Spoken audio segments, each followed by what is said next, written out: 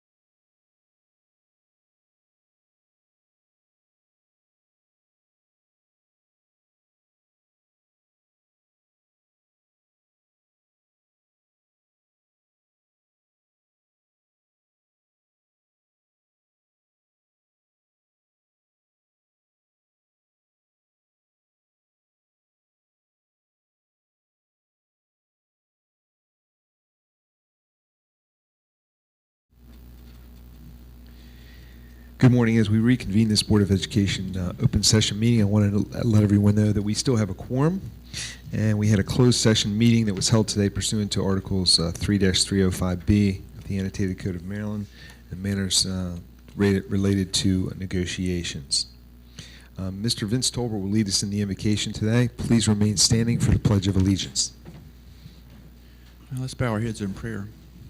Dear Heavenly Father, we thank you so much for all your many wonderful blessings. We thank you for bringing everyone here safely this morning. We thank you for the rain that we know are going to bring beautiful spring flowers in just a few weeks. We thank you for our wonderful school system, Lord, for our great teachers and staff and our wonderful students, Lord, and all the great things that continue to happen in Worcester County Public Schools. We ask you to be with this board and the staff as we continue to go through this budget process. Let's be able to build a budget and get a budget that continues to meet the needs of our students and staff. All this we ask in your precious name. Amen. Amen. I pledge allegiance to the flag of the United States of America and to the republic for which it stands, one nation, under God, indivisible, with liberty and justice for all. Mr. Tolbert, thank you for that wonderful invocation. Appreciate that. Okay. And now, for our budget work session, I'm going to turn it back over to Mr. Tolbert, and he's going to make a presentation for us. Thank you.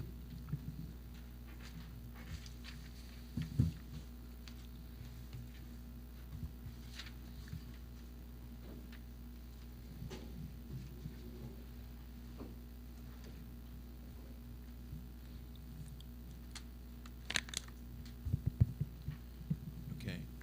Good morning. Morning. Morning. Yes.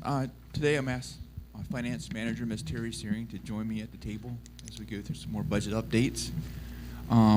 Today you have posted on board docs several exhibits. You also have them at your table. Before I get started, I did want to update the board that the superintendent and his executive team met with Weston Young and Candace Savage at the county government to review our new budget format about a week and a half ago. The meeting was very positive, and they were very pleased with the way we had reformatted our budget. So that was all good. They did have a couple of small recommendations, and we're working on making those changes to the format. But overall, it was very positive. So I think we're moving in the right direction. Thank you. Today, I just want to take a couple of minutes and give the board some updated budget information that we have. And also, I'm going to ask Ms. Tamara Mills, our coordinator here at the central office, to review some after-school, summer school information with the board. And then, of course, we can take any questions that the board might have or recommendations about our budget for FY25. The first item you have is the state aid draft information. When we met on January 8th, the governor had not released his budget yet. And I told you probably mid-January he would do that. He did release his budget. And we now have draft state aid numbers for next year. Of course, these are subject to change based on what happens during the next 90 or so days with the legislature. But right now, we're looking at overall an increase in our unrestricted state money of about $800,000. And you can see it broken down by line item. The first one is the foundation aid. And what that is the state gives every school system a base amount of funding for each FT you have in your school system. They call that foundation aid. So our foundation aid is going to go up about $98,000 in FY25. The next line item is special education. You also get an additional amount for every special ed student that you have in your school system. Next year, we're going to get about $354,000 more in special education state funding. We also get state funding for transportation. That's an increase in $62,000. The next line item is compensatory aid, and that is aid we receive for our free and reduced meal students who live in poverty. We get an extra amount for each one of those students. That's going to go up at $180,000. And then we also receive an additional amount for limited English, our ELL students, and that's going to go up $107,000 for next year. So total unrestricted revenue is going to go up from the state about $802,000. We're also receiving some restricted blueprint state funding next year, some increases. The pre-kindergarten is going to go up about $157,000.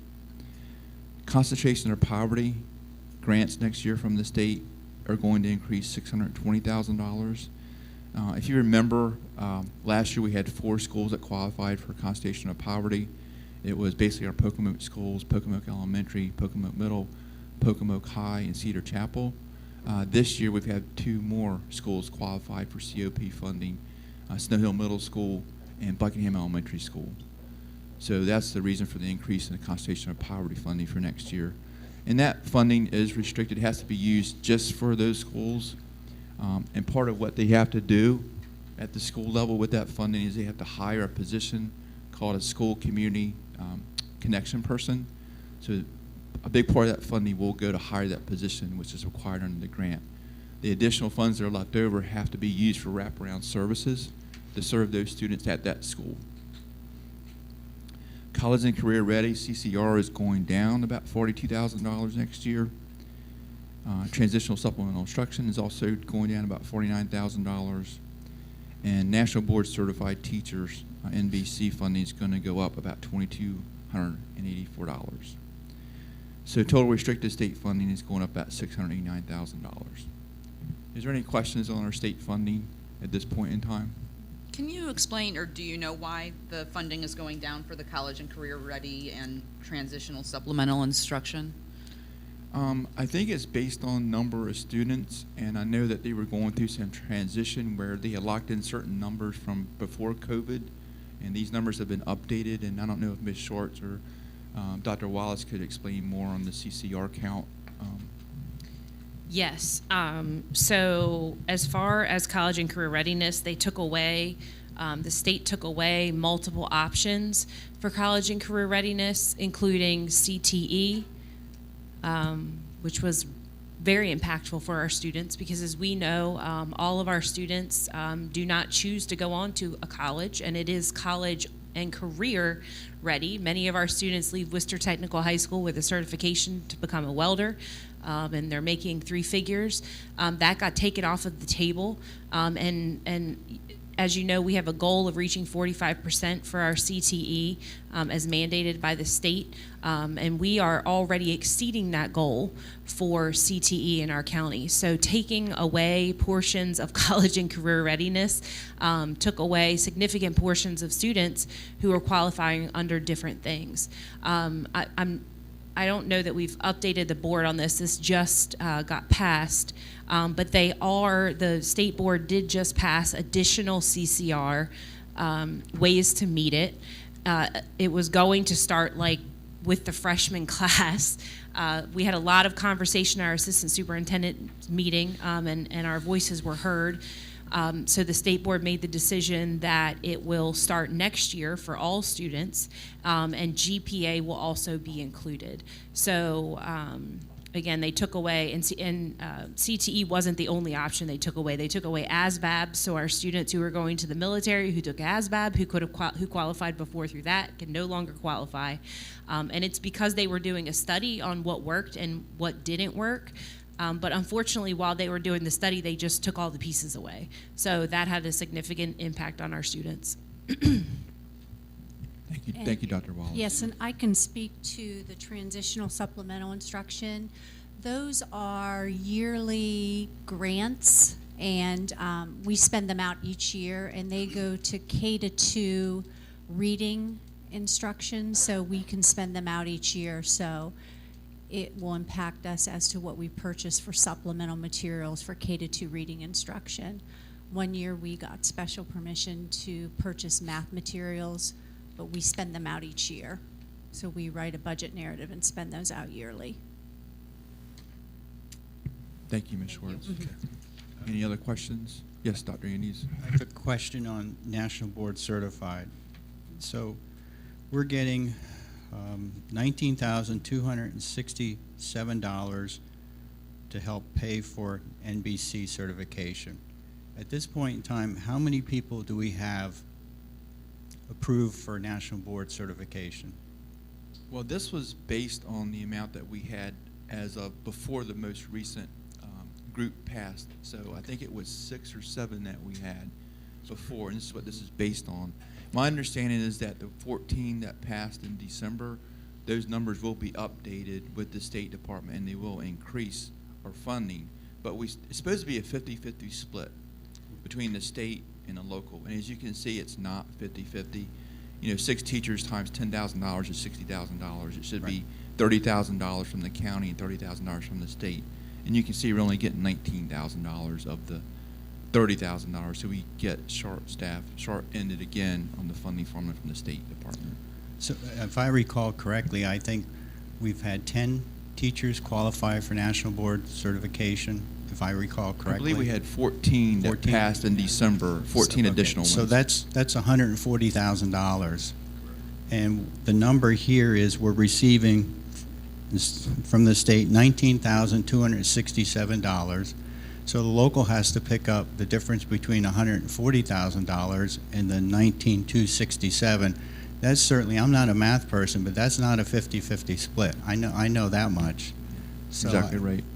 So this is another, in my opinion, unfunded mandate that's being passed on by the state to the local school systems to cover the cost of it. So we have to go find, in essence, about $120,000 because the state's not providing funding for national board certification to the extent that we need or the extent that the commitment was made. Thank you. Dr. Haynes, I would add that the funding is lagging. It's a lagging funding because we have to report how many NBC teachers we have as of a certain date to MSDE, and then we'll get funded for that amount. Next year, when we give our number, it'll include these 14 folks in it. So they'll give us our, and it's a little bit next year. So it might bump up to like 30,000, but we'll Yes. still be doing 140, 160,000. You're correct. So your point is that it's always behind. Yes. Once again, state funding is always behind the need.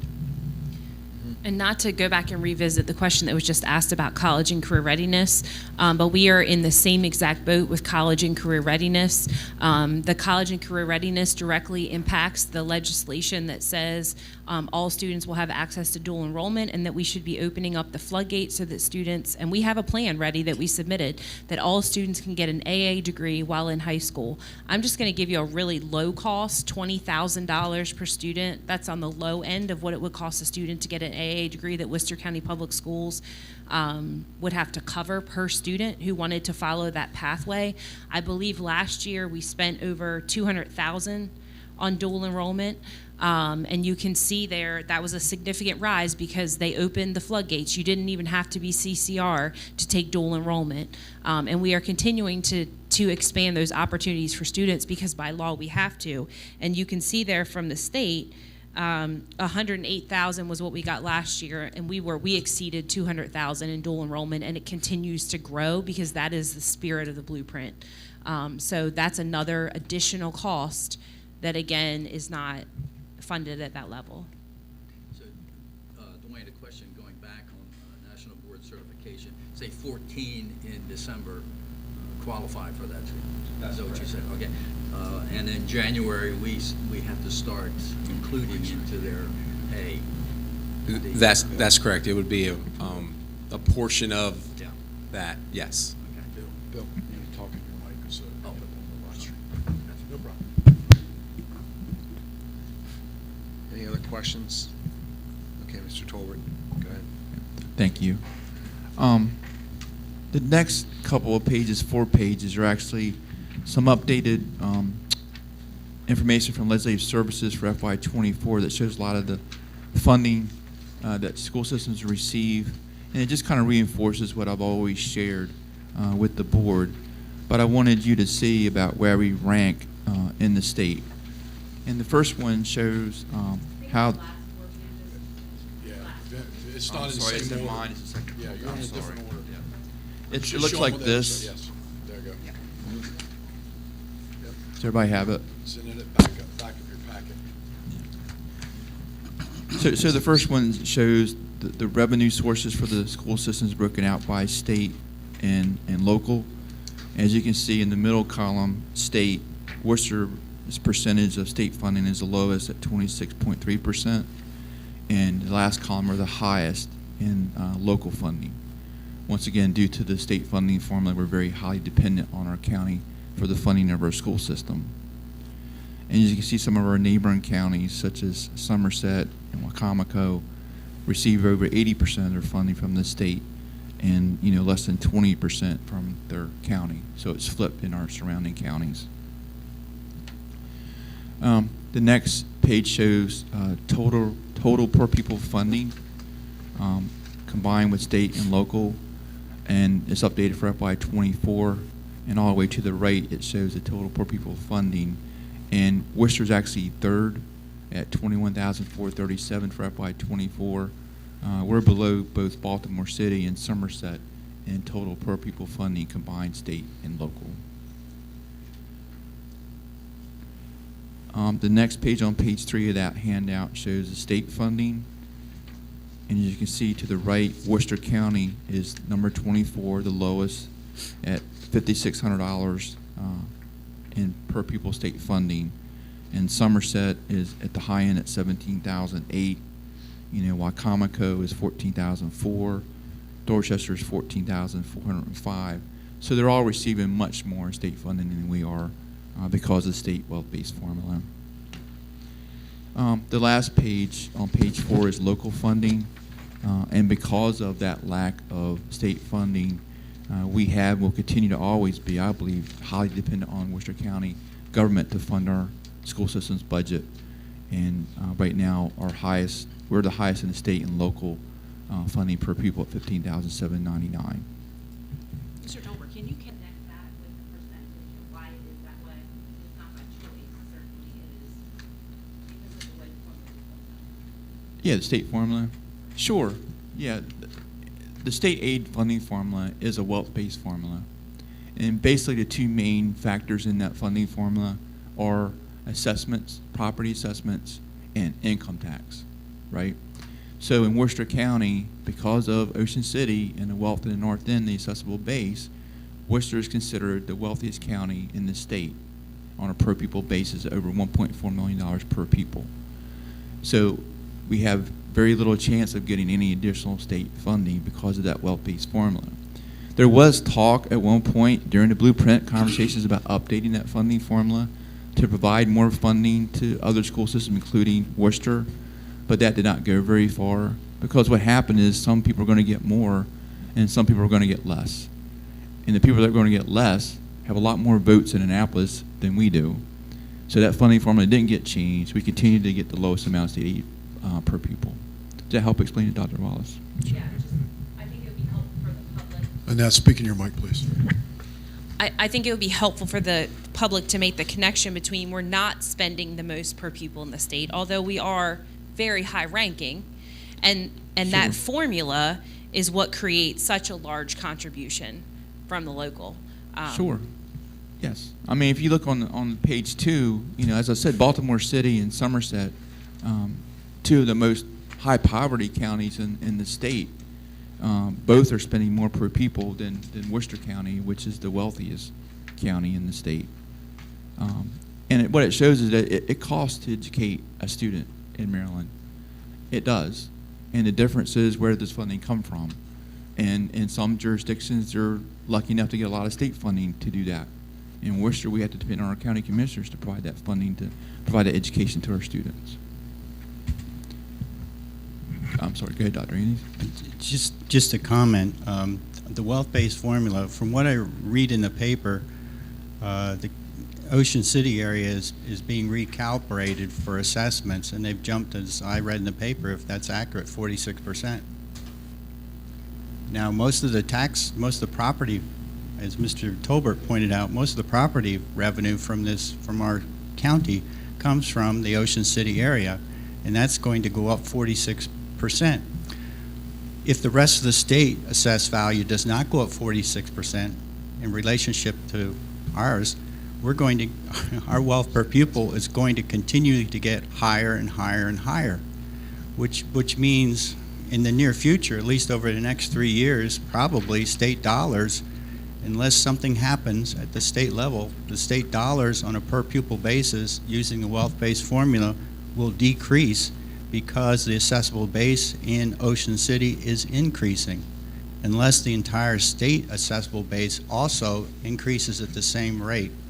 So my point is that since I've been in Worcester County, the wealth-based formula has been a challenge for all of us in Worcester County, and will continue to be a challenge for all of us in Worcester County because of the way the state does business. And as Mr. Tolbert pointed out, when the state decides to divide that pie, that state funding, we have strong advocates for ourselves among Senator Carrozza and Delegate Otto and Delegate Hartman, but there are only 3 votes.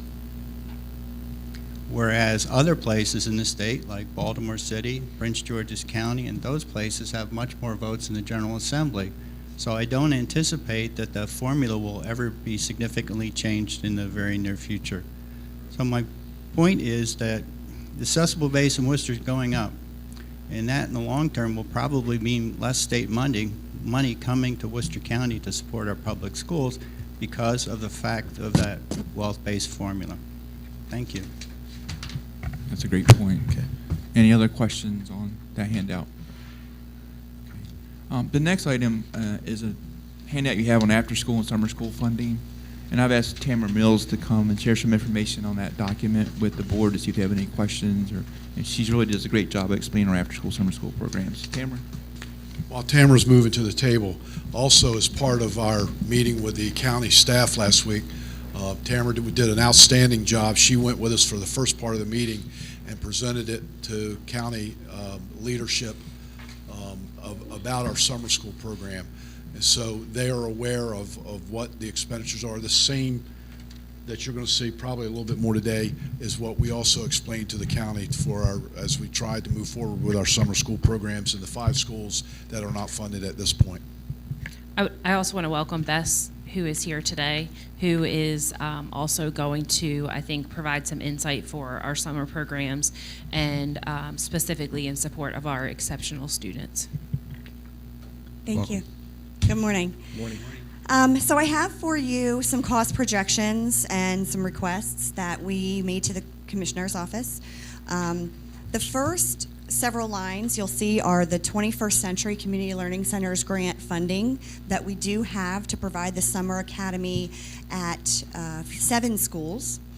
However, we have traditionally, prior to COVID, always funded our 5 northern end schools, Berlin Intermediate, Ocean City Elementary, Shao, Stephen Decatur Middle, and Stephen Decatur High School with local funding.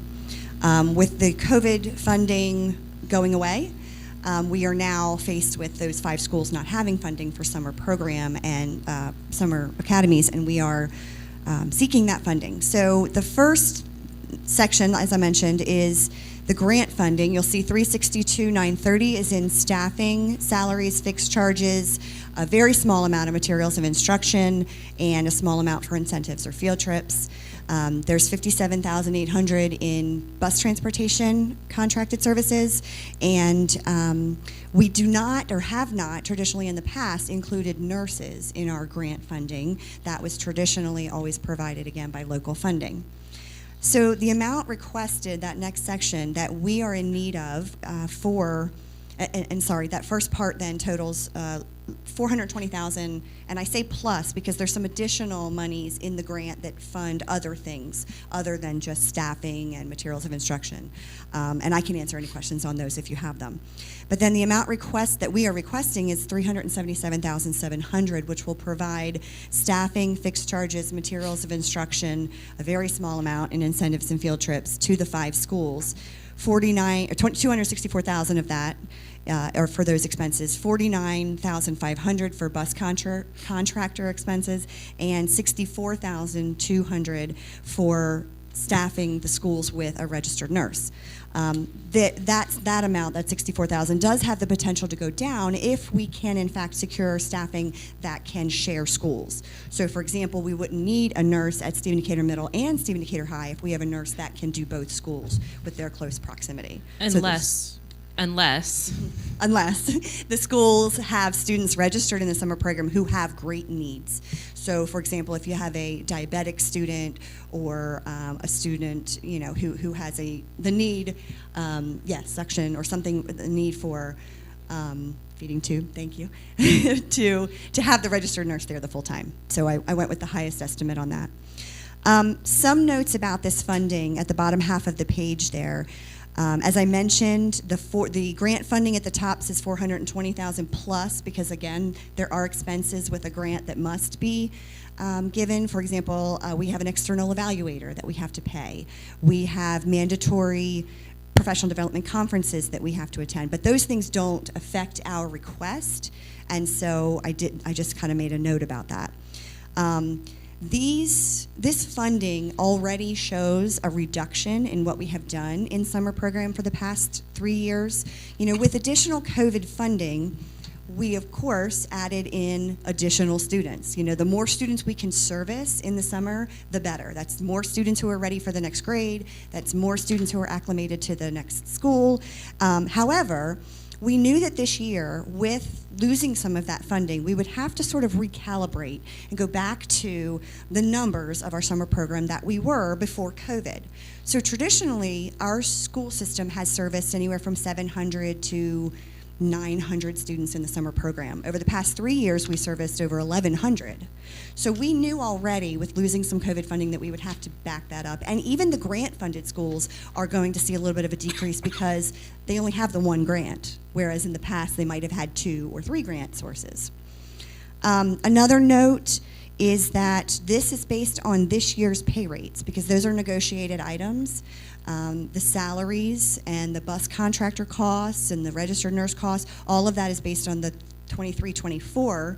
However, once July 1 hits, if there have been negotiated any increases, this, of course, would increase, in relation to that. We have applied for a $150,000 grant from the Donnie Williams Foundation. That is a foundation that is eligible for 3 counties in the state of Maryland. We have received some of that funding before, but we have not received it before. It's kind of a, it depends on their availability of funds and what they see as their focus for the year, but we hope to hear from them soon. And if we do receive that, of course, we're going to then lower our request from the commissioners because of that funding.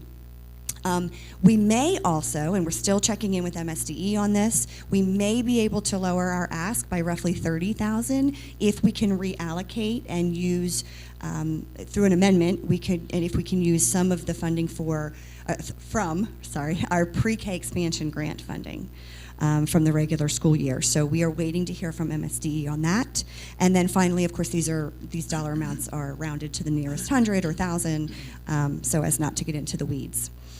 On the back of this paper, if you'll turn to the next page, you'll see what the reductions look like. And I said we kind of scaled back our programs to more pre-COVID. The top half of the page is what was provided in summer of 2023. And then the bottom half is what we are budgeting for and requesting in 2024. And I just want to take 2 schools. We'll take one grant-funded school and one school that we are requesting local funding for and look at the differences. So the first is Buckingham. You'll see they have a total school population of 530 students. Generally, in the summer program, they service roughly 130 of those students. You can see they service 7 grade levels. So pre-K 3, pre-K 4, kindergarten, first grade, second grade, third grade, fourth grade. They had 18 teachers last year in the summer program because of the additional funding that they had. They had 9 EAs, 2 of which were one-on-ones. If you look down to Buckingham at the bottom, this year the grant is going to provide us with 10 teachers and 6 EAs. And of course, we don't know what one-on-ones we'll have because that is dependent upon who registers. If you look at Ocean City Elementary, they have 565 students. They service 5 grade levels in the summer, 4th grade, 3rd grade, 2nd grade, 1st grade, kindergarten.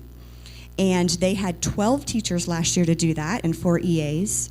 This year, with the scale back to pre-COVID numbers, the recalibration, we are requesting only 7 teachers and 4 EAs.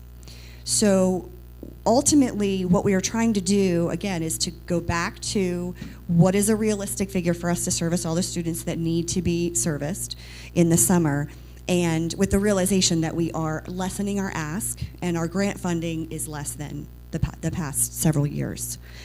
So I've done that for each school, and if you have questions about that, One of the things that throws a little bit of a wrench into, and I don't mean that in a negative way, but it presents a roadblock or a challenge, is the fact that of our ESY services. And that's why we brought Bess. Bess can kind of talk to you just a little bit about ESY services, what that entails, and how that's involved in our summer academy. So ESY services are provided at no cost to parents as a part of a free and appropriate public education mandated by IDEA and COMAR. So it's at no cost to parents. Those services are an extension of school year services, and they're based on a student's individualized education plan. And it's a decision that the IEP team makes, and it's an IEP team decision. It's a very prescriptive formula that we use when we're making those decisions, and they don't get all of the services they get during the school year. They get some of the services they get during the school year. So we have a total of 142 students projected that across the county that will need ESY services. Those services can be related services, occupational therapy, speech therapy, physical therapy. They can be nursing services. If we have a severe and profound student with medical needs at a school, they will need a nurse present with them for safety. They could be, it's any critical life skill. So also reading and math are critical life skills because students need to know how to read. And then also behavior is a critical life skill because we need to know how to function in society. So those are, and then if, that's the top end. Yeah. So as of right now, we have roughly 142 students who are going to be in need of ESY services. And keep in mind, ESY services are, as she mentioned, different than summer academy attendance. Summer learning and ESY are separate. So we have 142 students that will need ESY services this year amongst all 14 schools or 13 home schools. If we are not able to provide a summer program, and generally, sorry, let me back up, and generally, last year I think you said we had 174.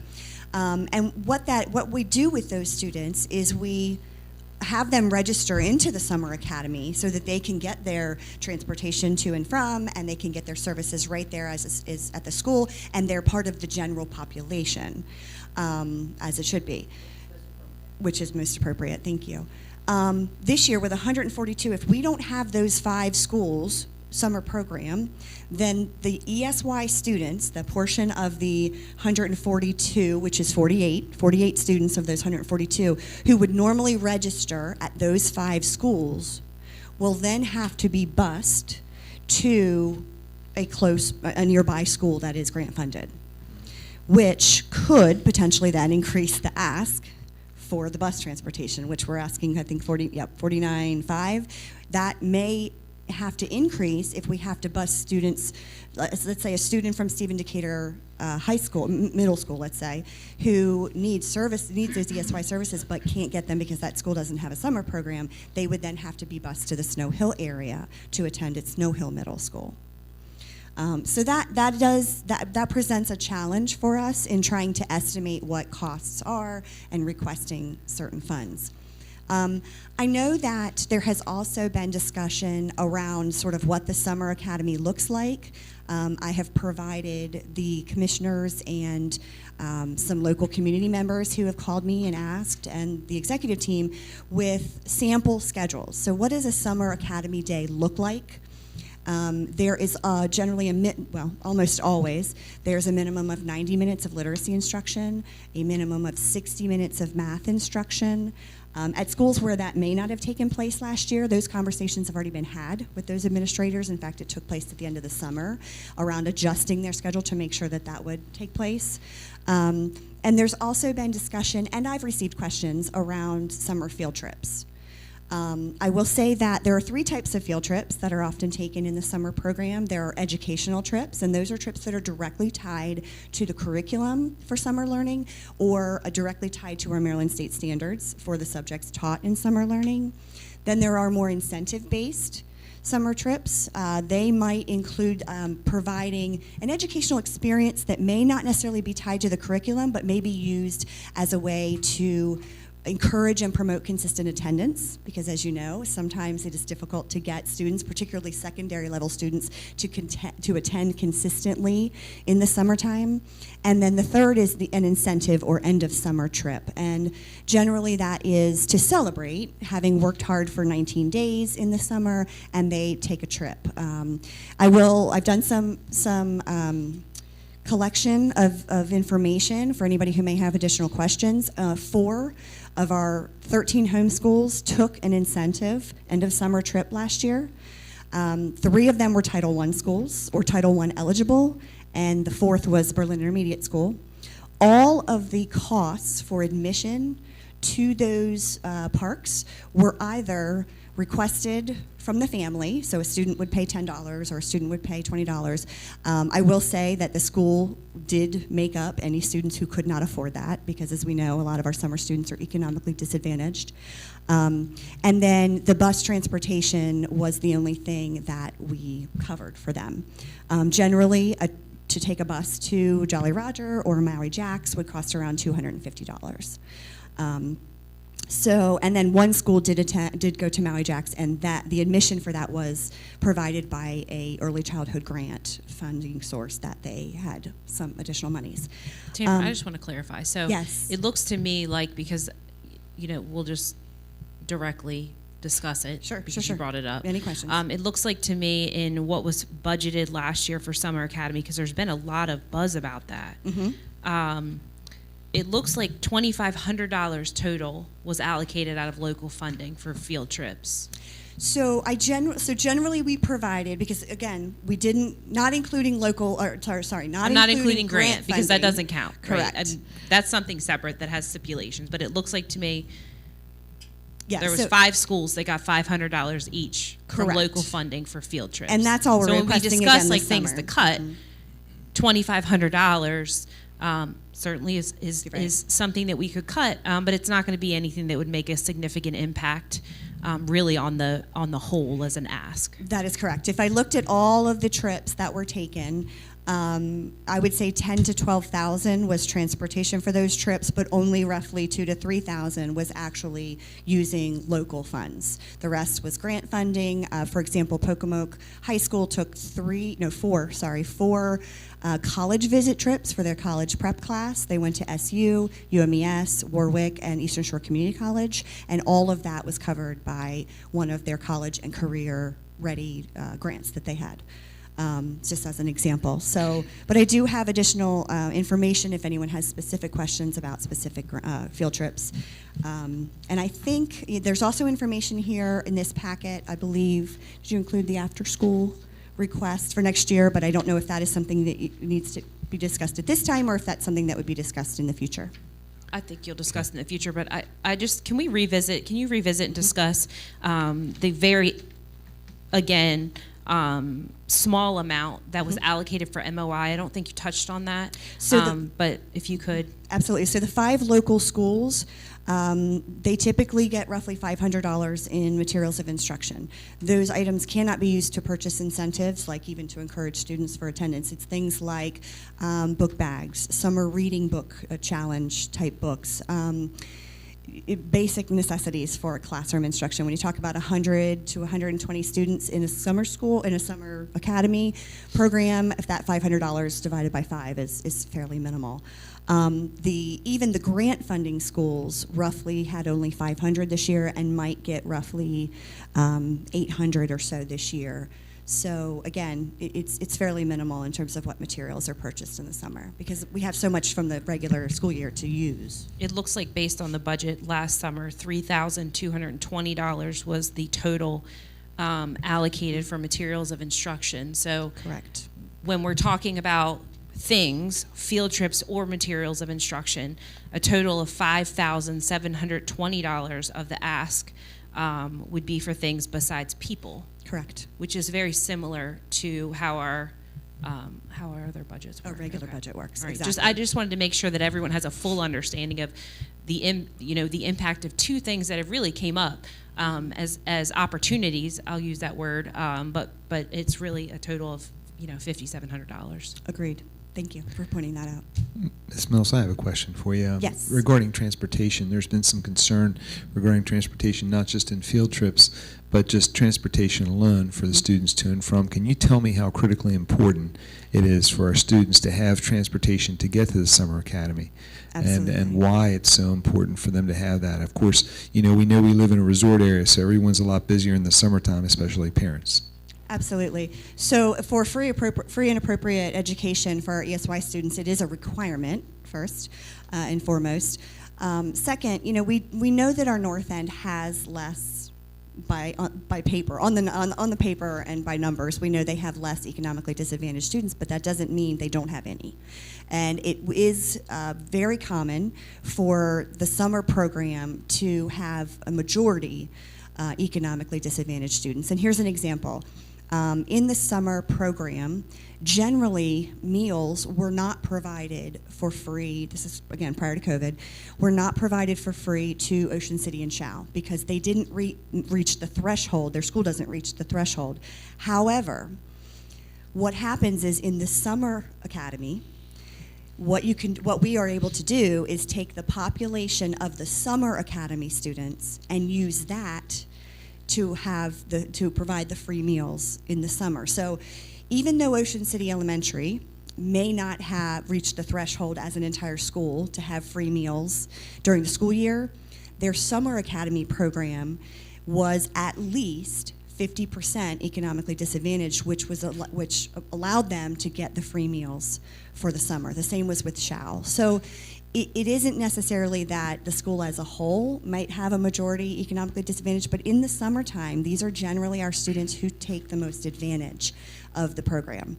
So knowing that, the transportation is critical.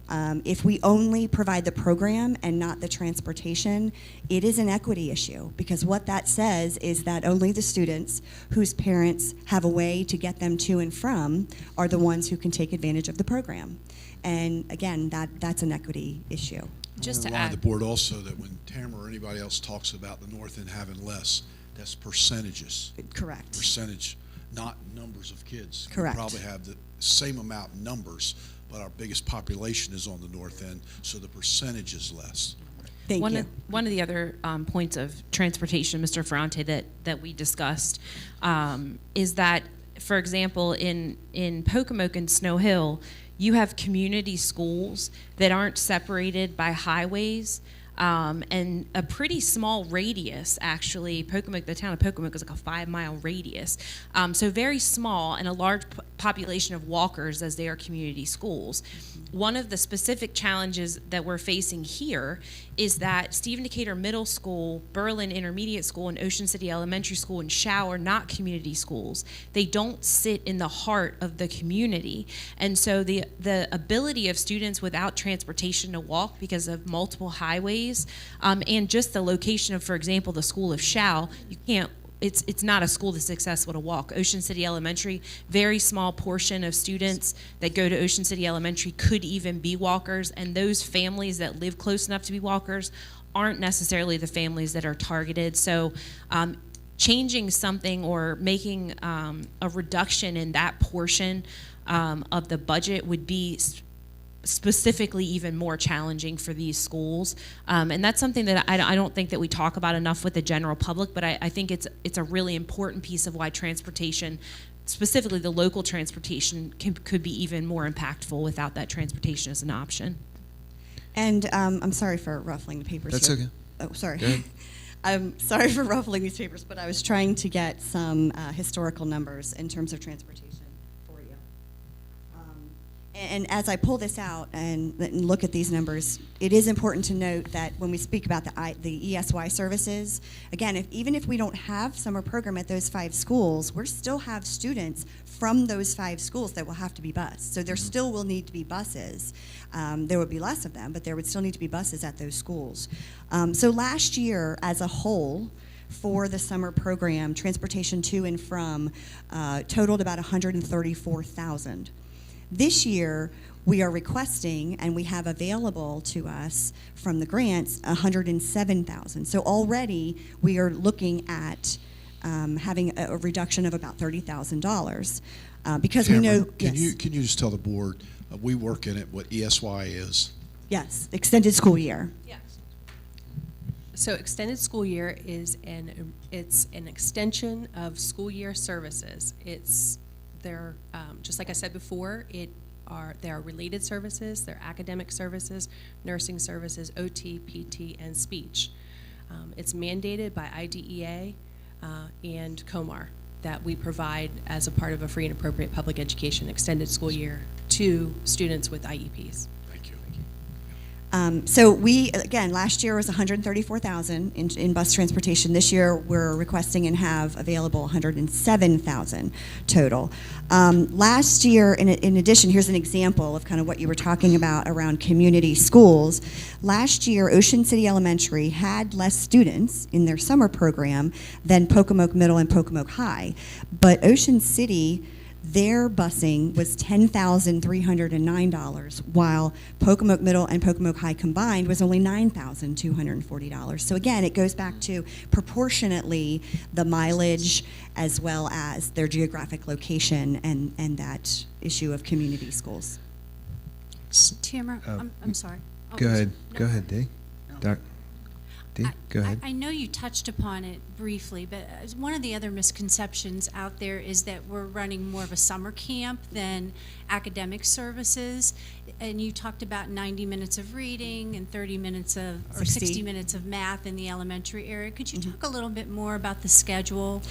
Yes. And I know they're available if the board members, but just briefly, what do we do with Yeah, our and I kids apologize for during the not day? having it in front of me, but Yeah. essentially, I mean, I'm fairly, hopefully, comfortable enough to Yeah. be able to speak. So typically, the day would begin around 8:30. The students would arrive, and they would get their free breakfast.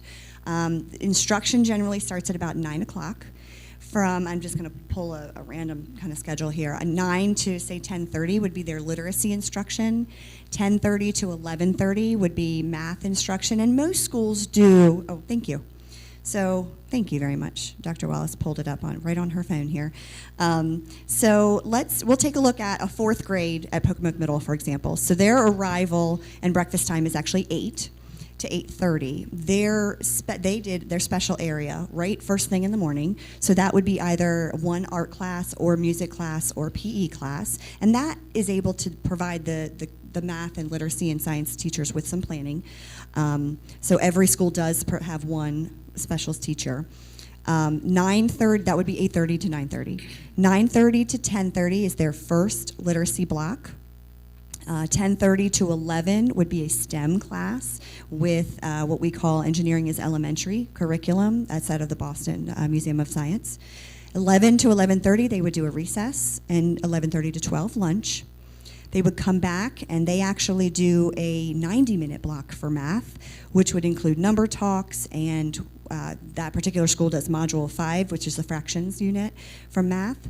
And then 1:30 to 2:25, they did a writing block where they would use curriculum provided by Ms. Hamborski from the central office, and then 2:30 dismissal. So that's an example of what a fourth grade. Now, you know, it's important to note that this is not just an 8th period, you know, just like our after-school programs. It's not. It is designed. Summer Academy is designed to look a little different than typical regular day school instruction. It is one of the things that attracts our students there, particularly with students 4th grade and up. We are competing against summertime, you know, to get our students there, and so we have to. Teachers are masters at making the learning look fun, right? And getting the students to have fun while learning. So you might see on social media, you know, the students, for example, outside participating in a kickball game. And at face value, they're outside playing. What may not be seen is that that kickball game is connected to a Stephen Decatur Middle School lesson on statistics that's taught during the summer program. I'm sure Teresa Torpy, who's one of our phenomenal after-school administrators, can explain kind of exactly how that works. So it's important to make sure that to recruit the students that we need to be there and to maintain the students to be there, we take that literacy, we take that math, we take that science, and we turn those into instruction that is fun for kids. So I think that's sometimes why it gets that perception of being a summer camp.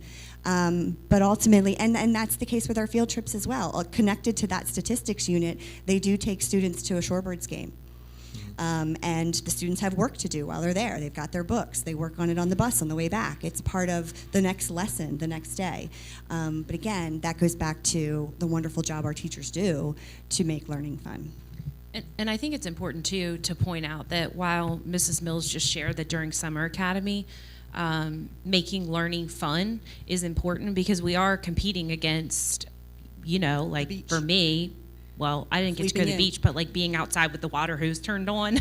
But that was fun, right? But we do that in Summer Academy, but we do that every day in our schools. It's an attempt every day in our schools. So Summer Academy is simply just an extension of that. Because I'm going to be realistic about education in 2024. We are not living in the industrial era. It is different. It was important in the industrial area to have students who could take and follow directions. What's important, and I know some of you have a vast experience in education, and so you're very aware of the trends. But for those of you who might not be in education or might not have read up on that, the learner that employers are looking for today is learners that are creative, is learners that have an imagination. They are not looking, we do not live in the industrial era anymore. So while we talk about Summer Academy looking fun and learning looking fun, it really is our goal every day. And when you walk in our classrooms, I do believe one of the reasons why we chose Apple as our new device was the power of imagination and creation that only Apple harnessed. And so making that connection in our daily classrooms is something that is just a continuation. So I wouldn't want the board to think that that's the only place where learning is fun. Absolutely. Learning should be fun for everyone every day. Learning is fun for me every day in my job where I come here and I learn new things. Also, Ms. Mills does an excellent job in her team and our technology team, and I'll give them a shout out of continuing to have all of our Apple devices ready to go because as you know, those literacy blocks and those math blocks are delivered through those iPads. So Ms. Mills and her team do an excellent job, which is part of the reason why it's important to have Summer Academy knowing we're going to have it or not have it very early because Tamara and the technology team have to get those iPads turned around and ready and know exactly how many they need. Okay. Thank you. Thank you. Dr. Andes? I just wanted to thank Beth and Tamara for your work on this project and providing the exhibits that you did. And these are two phenomenal educators and educational leaders that represent our central office, and we deeply appreciate everything that you do. So thank you so much. I have a couple questions. Cedar Chapel is not listed. So could you please just talk about this summer program at Cedar Chapel, which is near and dear to my heart? Yes, so Cedar Chapel, I'm going to let Bess take over here. It's not in my budget projections because generally special education funding covers their entire summer program, but I am going to let her talk a little bit about the numbers. Cedar Chapel does write a budget every year based on the ESY services that their kiddos will need. As you can imagine, most of the students at Cedar Chapel, well, all of the students at Cedar Chapel have critical life skills that require extended school year services. However, this year we only have 41. 10 of those students will be participating in job opportunities this summer where they have a job coach helping them to become part of our community, hopefully when they leave us. So that's where the other 10 are. But yes, they submit a budget every year to the special education department. And the summer program at Cedar Chapel is paid for through special education funding. Thank you.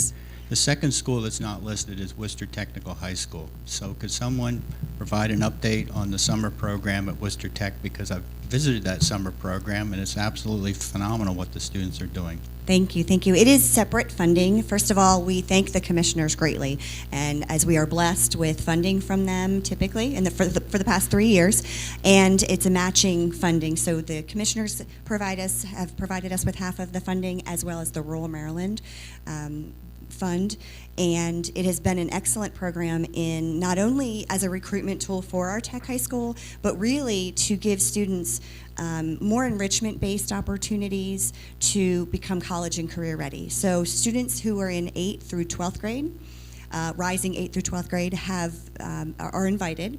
It is open to any student. So we have had students that are homeschooled, Worcester Prep, because again, that is commissioner funding. It provided us with opportunities to give students instruction on coding, on culinary, welding, carpentry. We've really tried to focus more on the trades in the summer, although there were some wonderful technology programs. Because that funding has been separate from any kind of grant we typically use or local funding, I didn't include it in this request. I'm very hopeful. We've been working with the Economic Development Office, and we're very hopeful that, again, we would be approved for that. We are in the process of writing that grant. It's sort of last minute. I don't say last minute. The grant process and approval process happens very close to summer programs. So while we don't have any definitive information on whether or not we can offer that this year, we were really hopeful that we can. And that's all inclusive. So that includes meals, transportation, staffing, materials. That funding provides the entire thing.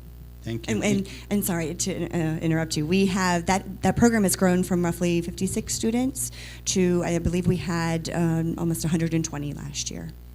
Thank you. In my prior life, one of the things we did at the high school level was credit recovery. Do we have credit recovery in the summer program? Yes. So at the 3 high schools, they run a half-day program. And that is because many of them have part-time jobs or maybe caring for younger siblings or things in the afternoon. So we run a 8 to 12 program at our 3 high schools. We cover credit recovery. We also do tutoring. We do SAT prep. We do state testing preparation. We provide, 2 of our schools provide driver's ed classes during that time. And then there are also enrichment-based activities combined with that because, again, with a high schooler who may be making their own choices about whether or not they're attending summer program, you're competing with summer and jobs and sleeping in, we do provide that hook. So it might be health and wellness time, time in the gym. It might be an arts class. It might be a culinary class, or things of that nature. We also do have a summer work program that is run both by Angela Paris, and you're speaking, I think, of Matt's program. Yes, we have a work program that funds 60 students that are placed in various job opportunities in Worcester County, again, with the hope that we can get them employed before they leave us or get them employed while they're with us. That is totally funded through a grant through Division of Rehabilitation Services, and it's about $197,000, $197,551, I think, was the total of that grant. That funds job coaches, the project manager, and it actually pays the students minimum wage. They make minimum wage because they must by law. Transportation is not funded. It's funded through summer program. Thank you. So what I heard you say is that we have a wide variety of offerings during the summer program to meet the needs of our students, both enrichment and remediation. And the intent is to prevent the summer slide and catch kids up who need to be, quote, caught up, so that when they return to school in September, they're ready to learn. That is correct. That is correct. We go by rising grade levels. So if a student is in a grade 2 summer academy, they will be going into grade 2 in that upcoming year. Thank you. Thank you. One other comment for you. Last year, because of our funding, we had to cut the after-school academy. And by the grace of God, we got a grant right before the start of the school season. So I wanted to ask you, and I know we're constantly applying for grants. We're looking for them. The Summer Academy grant, when does that one end? So we have a 3-year grant. That STAR program, Elementary STAR and Secondary STAR. STAR stands for Students That Are Ready. That is a 3-year grant. We're currently in the first year for after school. This will be our first summer coming up. And so we will have that grant for 3 years. Okay. Thank you for that. Are there any other questions? I just wanted clarification with the back, with the breakdown sheet. Sure. The first chart was the staffing that you had last year, correct? Correct. And then is the bottom half what you were requesting this year that would be locally funded? So if you look at the left column, the ones with the L's are the ones that we're requesting local funding for. The ones that have Gs are the ones that are grant that we have the funding for. Okay, so the reduction in staffing, is that just because you're trying to make the ends meet with that, or? So with the grant programs, we're still reducing because they only have one grant. In the past, those schools have been eligible for 2 or 3 grants. But because they only have one grant, they are reduced. And then the reduction in the local is because we are, again, kind of recalibrating back to pre-COVID times, but we've also been asked kind of what is the bare minimum that we need to provide a successful and effective program for our local schools, And local keep in funding. mind, again, that this could even be lower if we get these. We've got some grants out there that we should hear back within the next week or so. That'd be Yeah. great. Could be really help us. Hopeful for that, yes. And is there any way that, I know the front, the first page, you have it broken down, especially, and I brought this up to Mr. Tolbert as far as, you know, you have the first part where it's, you know, $264,000 for the amount requested, but you have it broken down with a large group of different subcategories. Is there any way that we could get that broken down with the subcategories, with them individually listed? I do have that. I don't have it with me today, but yes, I have that. In fact, it's roughly, I don't know, You can 8 you can, pages, yeah, but yes, it- I do well, have that. because it's right here, but we can absolutely break it down for you, because if you look on the next page, it's there. So it says $860 for materials of instruction, but we can absolutely break out 18 staff. They're all going to be the same because it's going to be the same multiplier. So it's going to be 18 staff members times blank amount of dollars per day, but we can absolutely give it to you, but it also is like a little math equation on the second page. Yeah. But Yes. yeah, Tamara can do And, that. and just as an example, if I take Ocean City, for example, it's 61,000 that is staffing with fixed charges, $500 for MOI, and $500 for a field trip. So 61 of their 62,000 we're requesting is staffing. Thank you. Any other questions?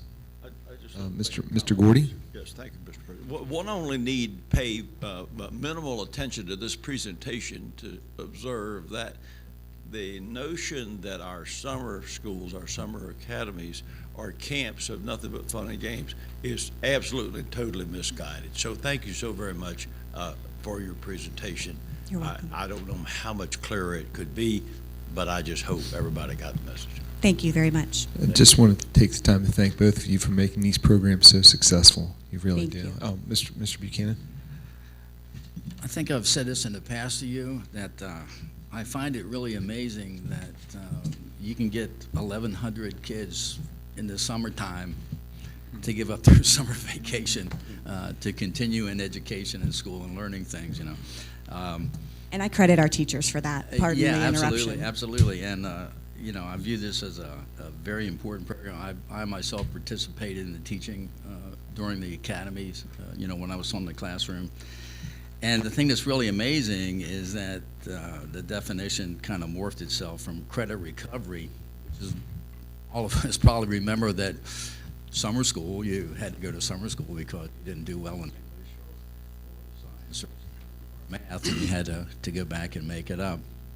That is turned into something that does not have any type of stigma to it, in a sense, because summer school in the past for credit recovery did have that stigma. Let's face it. My question to you is that if unfortunately we were not able to get this funding and we had to limit the number of children participating, how would we do that? What basis would that be used for? So we have to provide it to the student. I'm just telling, we have to. By law, we have to provide it to the students with extended school year services on their IEP. That's 142 kiddos. Okay. They will have to be bused. They will be displaced from their community and Right. their friends and the place that we want them to go to school, because that's the friend. Part of special education services is learning from your peers. And they will then be bused to a school that's not in their community, that they're not going to be with their peers. So then they're going to have to spend part of their 19 days that they get to spend in summer academy getting used to their new environment. So once they get used to their new environment, it's over. So it's actually, it's not going to be a good thing. And when we talk about non-special ed issues even, but Right. students who are simply in need of additional services, maybe behavioral, maybe social, we're looking at 250 to 300 students at the North End that would not be getting those services. Unfortunately, we can't use grant money and spread the wealth, and we can't use any of the grant funds for the 7 schools to help out the other 5 schools. That doesn't work that way. So we are looking at, like I said, roughly 250 to 300 students at the North End that wouldn't get services that the other students would, again, presenting, in my opinion, another equity issue. Would that have to be like a first come, first serve registration? I think it would be need-based first, so it would be more of an issue of where we would obviously take our ESY students and our most severe academic needs. Our Tier 3 students. Unfortunately, then, that does create exactly, or could potentially create exactly what you were speaking of just a moment ago with that stigma of kind of what summer academy looks like. Right. Because we want our special needs students and our students who have academic needs to be able to learn with like peers and with the general population who also have needs. And it's not all about academic needs. I mean, that is, of course, the main focus, but we have programs in the summer and classes in the summer that deal with social emotional growth and students who have behavioral needs. A couple of schools employed a social worker in the past that could be there for those students. So, and even, we've had some community members vocal about the fact that their students needed the consistency of having a schedule during the summer to help regulate their behaviors. So this provides opportunities for that as well. Okay, thank you. Mr. Schmack? Summer schools go back a long time ago, and it's very important to our students. I hope and pray that we get more grants to help it out. And y'all doing a good job. Thank you. Very Thank you. good Our job. grant office is working Yeah. tirelessly to always look for grants. For We us. need summer school. Thank you. After school, what do you program for our students in Worcester County? Thank you. Any other questions? Thank you, ladies. We really Thank you very appreciate what much. you do. Thank you.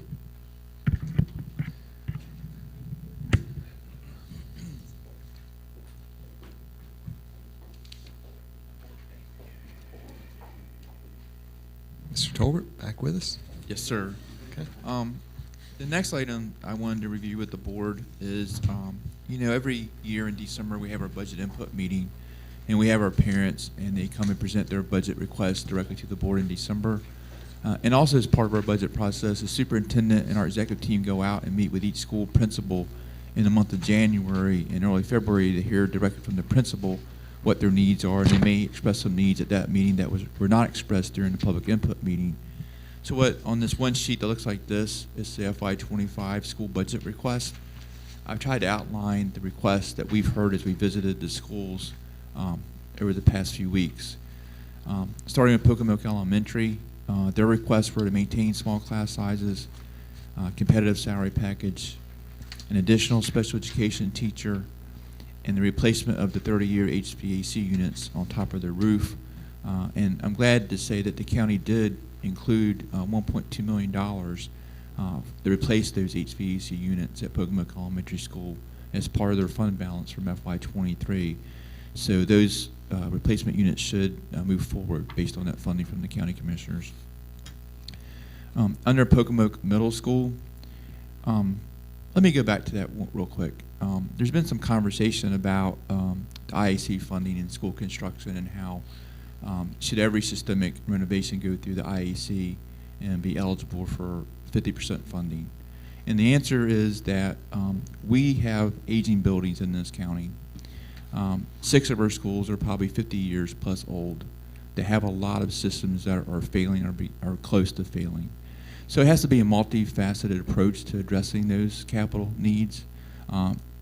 In the past, we've used some of our surplus that we had at year end to address some of those capital needs with the turf field replacement at Pocomoke High School, with the track replacement at Decatur High School and Pocomoke High School. We do go through the IAC when we can to ask for state funding, And we also, our county commissioners, the past several years, have utilized some of their fund balance that they have left over at year end. I believe last year they had about $42 million set aside for one-time capital projects. And they did allocate about, I believe it was $7 million in total towards board-related capital projects. So it's using the multifaceted approach that we're going to be able to hopefully address these huge amount of capital needs that we have as a school system in those older schools. Pocomoke Middle School, they asked to maintain small class sizes. They asked for a competitive salary package and also to support and maintain after-school programs at all grade levels at Pocomoke Middle. Pocomoke High, their request for maintain small class sizes, a competitive salary package for our employees, to restore the materials of instruction that was cut this year, to maintain current technology, and also to purchase some track equipment and installation of that track equipment at their new track. Stone Elementary, we have not met with that school yet. We're going to meet with them later this week. But what they had on their school request in December was to maintain small class sizes, competitive salary package for our employees, to restore materials of instruction, to sustain the new pre-K 3 classes beyond the grant period. As you know, we got the grant to add those pre-K 3 programs. They would like to keep that going when the grant runs out. And they also would like to adhere to the capital improvement program, which has Stone Elementary School coming up as the next school to be done after Buckingham Elementary School is completed. Under Snow Hill Middle School, their request were to maintain small class sizes, a competitive salary package for their employees, to restore materials of instruction. They would like to have one additional literacy coach, and also the roof replacement project, which is going to come before the board next week for the replacement of the Cedar Chapel and Snow Hill Middle School roof. Vince, can I Sure. pause you right there? Yes. Give you a break for a second. When we went to the individual schools, I've made it clear to them, although I've allowed them to write this down, that getting another position in anything is going to be very difficult. And I said to them, don't give me your wish list. Give me what you see is imperative as you move your school forward. So although you won't see a lot, every school wanted a position for this or position for that, and every single one of them are legitimate.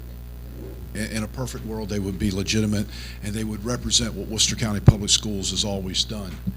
So the limited number of positions on here, last year, if you remember, we had 34 requests for positions in our school system, and all of those were not given to us. What makes it more difficult as we move forward, as Vince is explaining this to you, is in a maintenance of effort budget where we're looking at drastic cuts. It's not only cutting what we have, it's also now allowing our schools to move forward in jobs and positions that we think are critical for the success of our students. So I just want you to keep that in mind as Vince goes through this. Thank you, Mr. Taylor. The next school, Sonoma High School, their request for a competitive salary package for our employees, one additional custodian position, one additional health teacher, some media center improvements, and they requested a pole building for some storage and other needs. Buckingham Elementary School, maintain small class sizes, a competitive salary package for our employees, to restore materials of instruction, and also to sustain the new pre-K 3 classes beyond the grant period. And she would like to have one additional school counselor if she could. And also continue with Buckingham Elementary on the back, one additional registered behavior technician, some fencing around the portable classrooms, and if for some reason, we hope this doesn't happen, if Buckingham School was delayed, she requested a new portable classroom and a new intercom system. Ocean State Elementary School, it's a request for to maintain small class sizes, competitive salary package for employees, to restore materials of instruction, and one full or part-time school counselor. Under Shaw Elementary, maintain small class sizes, a competitive salary package for our employees, to restore materials of instruction funding, a sidewalk in the pre-K area, a request to convert a 10-month secretary to a 12-month, a math interventionist. I can't pronounce that word very well, unfortunately. There you go. Thank you. A second reading, and then one media center educational assistant, and one assistant principal extended day administrator to really expand their summer school after school programs there to meet the parent and student needs. Under Berlin Intermediate School, to maintain small class sizes, a competitive salary package for our employees, to increase substitute pay rate and the repair of sidewalks outside their building. Stephen Decatur Middle School is a competitive salary package to restore materials of instruction, support and maintain after-school programs for all grade levels. At Decatur High School, it is maintain small class sizes, competitive salary package for our employees, the restored materials of instruction, 2 additional help PE teachers, 2 additional guidance counselors, 1 additional social studies teacher, 1 additional special education teacher, some additional student furniture, and the replacement carpet in the main office that is really worn. Under Cedar Chapel Special School, maintain small class sizes, competitive salary package. Phase 2 of the interactive playground, we're just now completing the first phase. Additional security cameras. And the technical high school was to maintain small class sizes, competitive salary package, restore materials of instruction, and to continue the roof repairs there. And as Mr. Taylor said, these positions that are listed are not ones that are going to be included in the budget you're going to adopt next Tuesday, but it does show that there are needs out there, that the principals and students do have additional needs that aren't being met, but that won't be in your proposed budget next Tuesday unless you instruct me to put it there. Our focus is salary increase for our employees and to maintain our benefits for our employees and to restore the cuts that were made this year because of MOE funding. That's what's going to be in the budget at this time. So that's my handouts. You also have the exhibit that I went through last budget input meeting on January 8th. It hasn't been updated because we're still negotiating, and that will be updated before it goes to the county commissioners to reflect the salary increases and health insurance increases. I'm certainly answering any questions that the board may have at this time. Does anyone have any questions for Mr. Tolbert at this point? None? None. Okay. All right, Mr. Tolbert, thank you very much. Appreciate the presentation, and I'm sure there will be forthcoming questions as we work through this budget. We will definitely have more questions for you. Thank you for your presentation today. You're welcome. You're welcome, sir. Thank you. Will we be getting a more comprehensive budget next week than this 30-some pages? What will happen is that once we finish negotiations, I will update those categorical pages that we did review with the county a week and a half ago, that they were very pleased with where they were. And we'll also begin to, they won't be handed out next Tuesday, but we'll begin to build those pages. We also add all the supplemental pages in our budget book. It's about an 80-page document. All those we put together. It's due to the county commissioners at the end of February.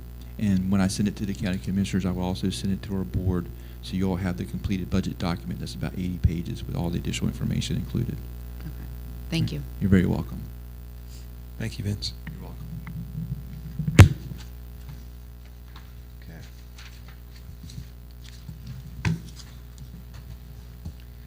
Now I'll ask for a motion to adjourn. Actually, we have some upcoming meeting announcements. The next regular County Worcester Board of Education meeting will be held on next Tuesday, February 2024, in the Sarah D. Thompson Board Meeting Room at Worcester County Board of Education Central Office, located at 6270 Worcester Highway, Newark, Maryland. The open session will begin at 11 a.m. and we'll consider voting go into closed sessions on articles provision of 3-305B, the Annotated Code of Maryland. The board will reconvene in open session at 12:30, and the board meeting information is posted on our website at www.worcesterk12.org, located under board meeting board docs. Any other comments today? Dr. Andes? My board members? Thank you. I was fortunate at the end of January to take our therapy dog into Stephen Decatur High School during finals. And I was so impressed with the students at Stephen Decatur High School. who came into the media center and petted the dog, and I hopefully the dog helped them get an A on all their final exams. I think every person who came in and touched the dog got an A on their finals. That was the incentive. The second thing is, on Saturday I went to Worcester Technical High School and visited the session, the competition, and I was extremely impressed with all the students who were competing, the staff members who were there on a Saturday morning. The principal and assistant principal was there, and everyone was there in the competition. I'm just glad I was not a participant in the competition, because I would have crashed the drones or dropped a cinder block on my foot or pounded a nail into my hand or did something along those lines. But it was a great morning at Worcester Technical High School, and I was so proud of the students and the staff at Worcester Tech for pulling together on a Saturday morning and having that competition. It was a great morning. Thank you. Thank you.